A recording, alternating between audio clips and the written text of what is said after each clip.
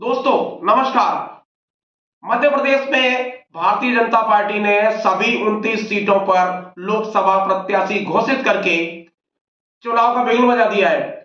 पहली सूची में 24 प्रत्याशी घोषित किए गए और आज भारतीय जनता पार्टी की केंद्रीय नेतृत्व ने होल्ड की गई 5 सीटों पर प्रत्याशी घोषित कर दिए हैं। इंदौर पर शंकर लालवानी को रिपीट किया गया है। विधानसभा चुनाव में हारे बंटी साहू एक बार छिंदवाड़ा में नकुलनाथ का मुकाबला करते दिखाई देंगे। उज्जैन से अनिल फरोजिया, धार से सावित्री ठाकुर को मैदान में उतारा है। कुल 5 सीटें होल्ड पर थी और 5 सीटों पर प्रत्याशी सामने आ चुके हैं। कांग्रेस अभी तक कुल 10 सीटों पर ही प्रत्याशी घोषित कर सकी है। छिंदवाड़ा से नकुलनाथ जो मात्र 37,000 वोट से जीतने वाले कांग्रेस के एकमात्र प्रत्याशी थे। दूसरी सीट ऐसी है मंडला, जहां हम कमोवेश मुकाबला माने, क्योंकि फग्गन सिंह कुलस्ते ने कांग्रेस के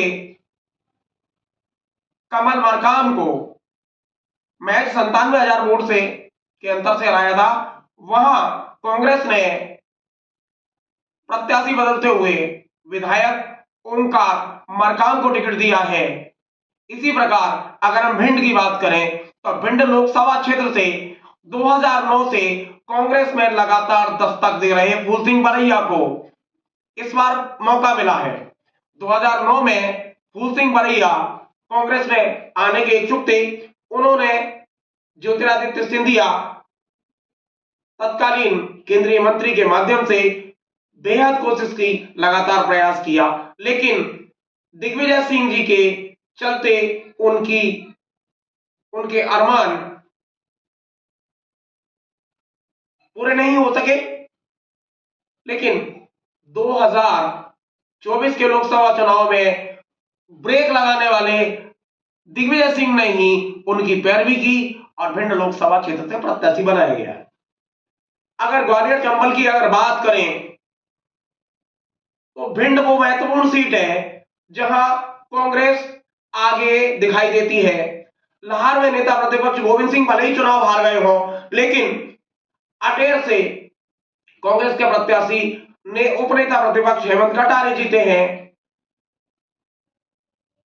भिंड सीट पर भाजपा काबिज है, मेगांव सीट पर भाजपा काबिज है, लेकिन जब हम दतिया में प्रवेश करते हैं जहां 3 विधानसभा सीटें हैं, जिसमें एक पर भाजपा है और 2 पर कांग्रेस काबिज है, एक पर स्वयं फूल सिंह बरैया काबिज है और फूल सिंह बरैया लंबी जीत प्राप्त कर चुके हैं। और प्रदेश के गृह मंत्री इस बार प्रदेश में बम्पर सीटें मिलने के बाद भी राजेंद्र भारती के मुकाबले चुनाव मैदान में खेत रहे। ये परिस्थितियां बताती हैं कि लोकसभा भिंड का चुनाव परिणाम क्या हो सकता है। गोह सीट कांग्रेस के कब्जे में है। 5 सीटों में 3-2 का मुकाबला है। फूल सिंह बरैया वो दलित नेता है कि जिनकी रीढ़ की हड्डी सीधी है। नहीं तो अभी तक जितने भी प्रत्याशी भिंड को मिले हैं या जो चुनाव जीतकर सांसद बने हैं, वह किसी न किसी नेता के भरोसे चले हैं। अब हम बात करें ग्वालियर के लोकसभा सीट की। अभी ग्वालियर लोकसभा सीट पर प्रत्याशी कांग्रेस ने घोषित नहीं किया है। यही स्थिति गुना सीट की है और यही स्थिति मुरैना सीट की है। हालांकि मुरैना में पंकज उपाध्याय को हरी झंडी मिलती दिखाई दे रही है। मध्य प्रदेश में चुनाव पर अगर बात की जाए तो 1991 में भारतीय जनता पार्टी को महज 12 सीटें मिली थी जब मध्य प्रदेश अखंड हुआ था। 1996 में भी परिस्थितियां कुछ खास नहीं रही, कांग्रेस चुनाव में आगे रही। परिस्थितियां 2004 के बाद लगातार बदली। जैसे ही प्रदेश में भारतीय जनता पार्टी की सरकार सामने आई तो कांग्रेस को बैकफुट पर आना शुरू हो गया। 2009 में कांग्रेस महज 8 लोकसभा सीटें ही जीत सकी। कहने को दिल्ली में 10 साल तक काबिज रही। 2009 की परिस्थितियां भी लगभग यही रही।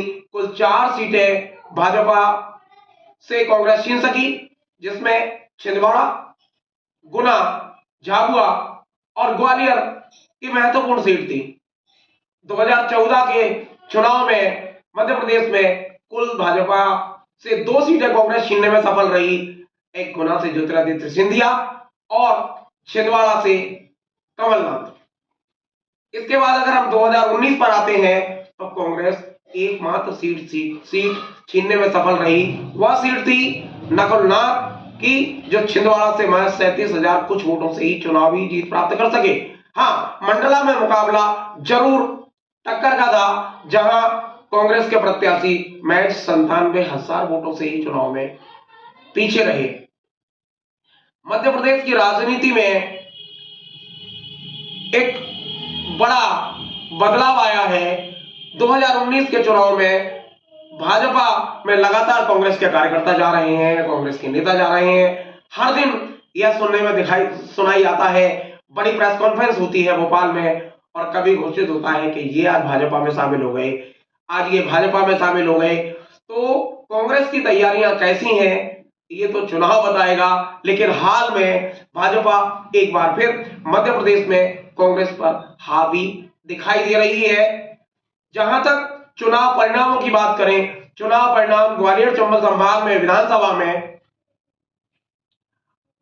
18-16 के रहे हैं। 18 सीटों पर भारतीय जनता पार्टी जीती है, जबकि 16 सीटों पर कांग्रेस के प्रत्याशी सफल हुए हैं। अगर ग्वालियर चंबल संभाग की सीटों का विधानसभा सीटों के हिसाब से लोकसभा के चुनाव परिणामों की व्याख्या की जाए तो कांग्रेस बेहतर स्थिति में दिखाई देती है। मध्य प्रदेश में क्या परिणाम सामने आएंगे, क्योंकि भाजपा लगातार कांग्रेस के नेताओं को अपनी झोली में लाने के लिए तत्पर है। ये सफाई अभियान चल रहा है या भाजपा जोड़ो अभियान है, क्योंकि विचारधाराएं बिकती नहीं। नेता बिक सकते हैं लेकिन विचारधाराएं नहीं। कांग्रेस की विचारधारा बिक रही है या नेता बिक रही है, नेता बिक रहे हैं, इसका फैसला तो 2024 के लोकसभा चुनाव परिणामों के बाद पता चलेगा। मित्रों, बहुत बहुत धन्यवाद।